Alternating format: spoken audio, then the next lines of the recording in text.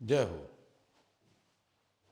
कुछ बीच में गैप हो गया, किसी बच्चे का कुछ आया कि सर कुछ रीजनिंग क्वेश्चंस करा दीजिए, तो एल्काइल हैलाइड के सारे रीजनिंग क्वेश्चंस ऑलरेडी अपलोड किया। अभी बीच में गैप हो गया, कंपटीशन का क्वेश्चंस 5-6 क्वेश्चन का जो कैप्सूल में देता है वो मिस हो गया। But it is better to be late than never. तो फिर से शुरुआत कर रहे हैं। आज संडे है तो 2-3 दिन में फिर एक कैप्सूल लाएंगे। तो this is capsule number 4 for basic concept. धीरे धीरे वही 5-6 क्वेश्चन, कुछ कॉन्सेप्ट डेवलप होंगे। रिव्यूज़ ठीक हैं। कुछ बच्चों ने कहा है कि सर थोड़ा धीरे बोलिए या थोड़ा और एक्सपेंड करके बताइए, तो कोशिश कर रहे हैं, इम्प्रोवाइज़ करेंगे। तो इसको देखें। अब ये एक क्वेश्चन है कि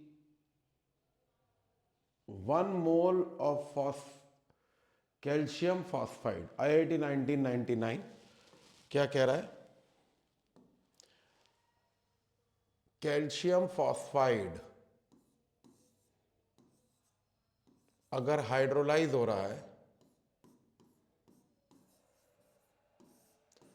1 मोल, so plus will go to minus and plus will go to minus, so it will form 3 mole of calcium hydroxide plus phosphine.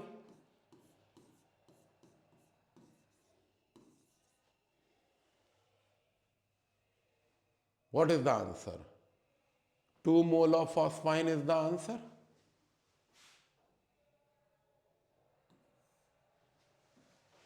Simple displacement है। हाँ, अब पोलैरिटी, हाइड्रोलिसिस, ये थोड़ा कॉन्सेप्ट डेवलप करना पड़ेगा। तो जब उधर आएंगे तब वैसे क्वेश्चंस करेंगे। नेक्स्ट, अब ये बड़ा अच्छा क्वेश्चन है, वेरी गुड क्वेश्चन। ये स्कूल्स में भी बड़ा पॉपुलर है, मतलब पता नहीं क्यों देते हैं टीचर, लेकिन चलो ठीक है, हम लोग पॉजिटिवली लेंगे इस बात को। देखते, ऑक्सैलिक एसिड डाइहाइड्रेट है। ऑक्सैलिक एसिड डाइहाइड्रेट है, तो मॉलिक्यूलर वेट इसका 88 टू 86 प्लस, तो मॉलिक्यूलर वेट निकाल लें। तो करीब ये 88 plus 2 86 plus 36,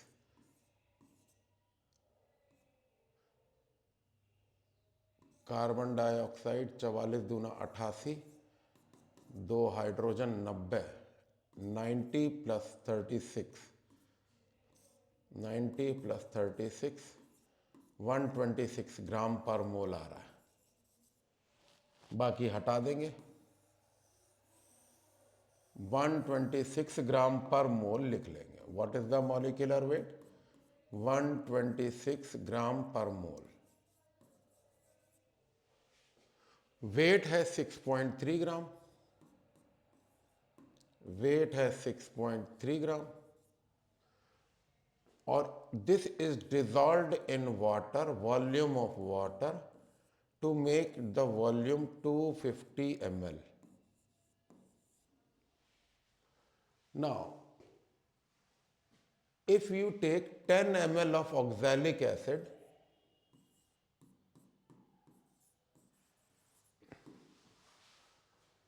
with sodium hydroxide, normality 0.1 N, how much volume would be required to neutralize it?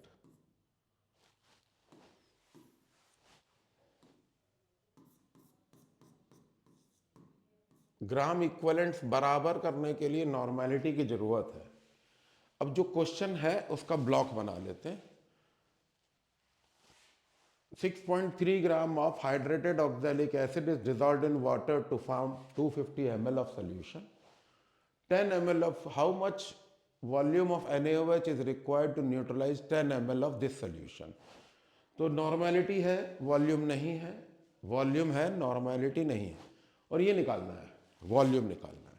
तो सबसे पहले नॉर्मेलिटी निकालना है ग्राम इक्विवेलेंट्स बराबर करने के लिए। Normality is equal to weight, normality of oxalic acid. weight upon equivalent weight into 1000 upon volume. Normality we don't know, we write it 1. Weight is 6.3 gram.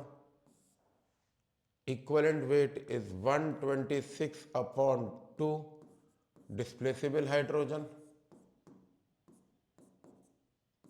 into 1000 upon 250. So normality will be 6.3 upon 126 into 2 into 1000 upon 250. ये cancel हो गया, decimal हट गया, तो ये 2 से cancel हो गया, 2 कैंसिल हो गया, 0.4 आ गई नॉर्मेलिटी. तो normality into volume by 1000 of oxalic acid is equal to normality into volume of NaOH. So this is 0.4 into 10 upon 1000 is equal to 0.1 into V2 upon 1000. Decimal decimal cancel हुआ, 40 ml answer आ रहा है. क्या है? हाँ है, simple. Next देखते.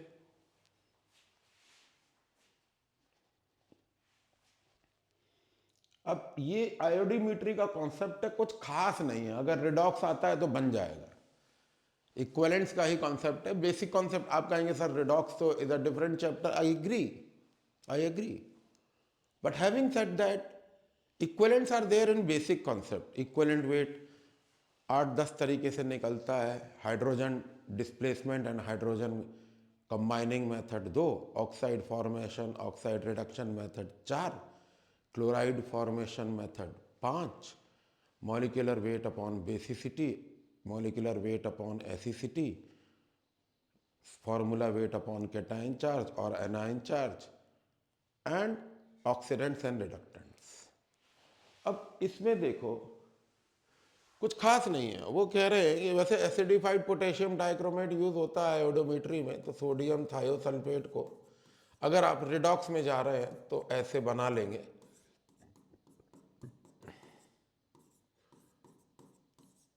ऐसे चला जाएगा. और थोड़ा सा पीछे जाएं तो potassium dichromate is a oxidising agent, generate reactive oxygen in medium. Generate reactive oxygen in medium. या तो ऐसे देख लो, तो ऑक्सीजन 2 होता है, 3 2 जा 6 का फर्क आएगा. और नहीं तो इसको ऐसे देख लीजिए, डाइक्रोमेट है और थायोसल्फाइड है, तो डाइक्रोमेट एसिडिक मीडियम में क्रोमियम आयन बना रहा है. क्रोमियम आयन को बैलेंस करेंगे. उसके बाद जहां ऑक्सीजन कम है वहां वाटर ऐड करेंगे क्योंकि एसिडिक मीडियम है. यहां 14 प्रोटॉन ऐड करेंगे. अब टोटल यहां पे निगेटिव कितना हो गया? यहां निगेटिव 2, 12 पॉजिटिव है और इधर 6 पॉजिटिव है. तो कितना इलेक्ट्रॉन यहां ऐड कर दें कि चार्ज न्यूट्रलाइज हो जाए? 6. तो इक्विवेलेंट वेट होगा डिवाइडेड बाय 6. सिंपल है. या इधर कर सकते हो, 3 2 जा 6, एक ही बात है. ऑक्सीजन का ऑक्सीडेशन स्टेट -2 है. रॉकेट साइंस नहीं है. नेक्स्ट देखिए, which of the following is the redox reaction. अब रिडॉक्स रिएक्शन में पता नहीं बच्चे क्या देखते हैं, मैं तो ऑक्सीडेशन 5 तरीके से देखता हूं. एक कभी बताएंगे, रिडॉक्स में ही बताएंगे. अभी तो सीधी बात यह है कि चेंज इन ऑक्सीडेशन नंबर जिसमें दिख रहा हो वो रिडॉक्स है. किसी का ऑक्सीडेशन नंबर कम होगा, उसका बिहेस्ट पे दूसरे स्पीसीज का ऑक्सीडेशन नंबर कम होगा. तो substance undergoing oxidation by increasing oxidation number is itself acting as reducing agent, and the substance whose oxidation number is decreasing is its undergoing reduction, it is acting as oxidizing agent. तो उसको देखते हैं किस तरीके से बनेगा। मुझे यहाँ पे कोई ऑक्सीडेशन नंबर में चेंज नहीं दिख रहा है। सोडियम +1 है, इधर भी +1 है, इधर ऑक्सिलेट C2O4 2- है, यहाँ पे भी 2- है, इधर भी कोई ऑक्सीडेशन नंबर में चेंज नहीं है। कैल्शियम +2 है, नाइट्रोजन अमोनियम +1 है, अमोनिया में आ रहा है। इस केस में देखते हैं तो AgCN whole twice bracket +1 is changing to Ag,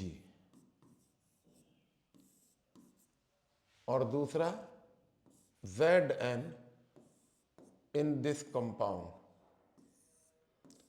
ZnCN whole 4 bracket 2-, this is the sphere charge for this species.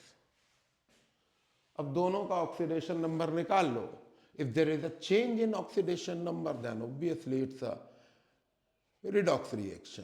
तो लेट अस सी, सिल्वर का X साइनाइड -1 होता है, 2 साइनाइड है, is equal to sphere charge X -2 is equal to +1, X is equal to +1 +2 तो +3 हो रहा है हो,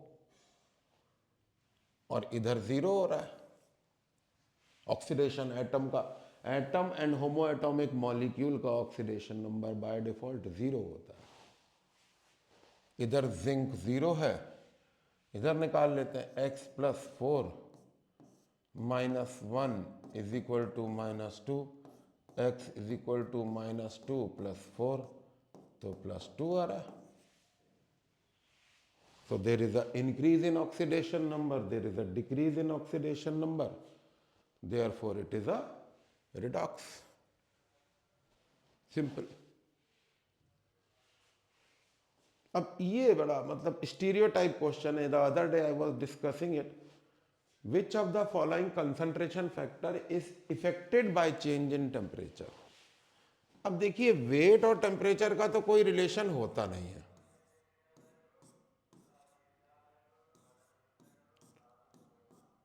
वॉल्यूम का होता है,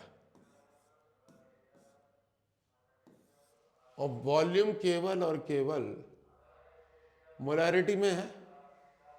मोल फ्रैक्शन में वेट वेट रिलेशनशिप से मोल्स वेट के टर्म्स में होते हैं, मोलैलिटी में वेट। अब देख लेते हैं, molarity is equal to weight upon molecular weight into 1000 upon V। Molality is weight upon molecular weight into 1000 upon weight of solvent in gram. Mole fraction is moles of A upon total moles of A and B, or moles we know it is weight upon molecular weight, so there is hardly any volume.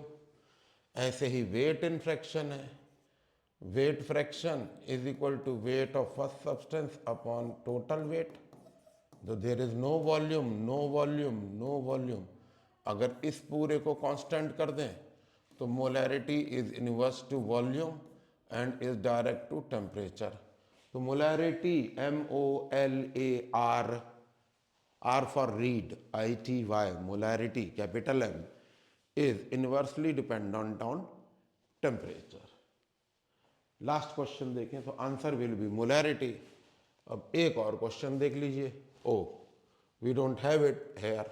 So we have the agenda of 5 questions, so we have completed. And watch out for more videos. One more video I will put up for basic concept. I am working on it, selecting the questions, maybe 1 or 2. उसके बाद the next in line is atomic structure, then we would do redox, right? Thank you very much, and we are still warming up.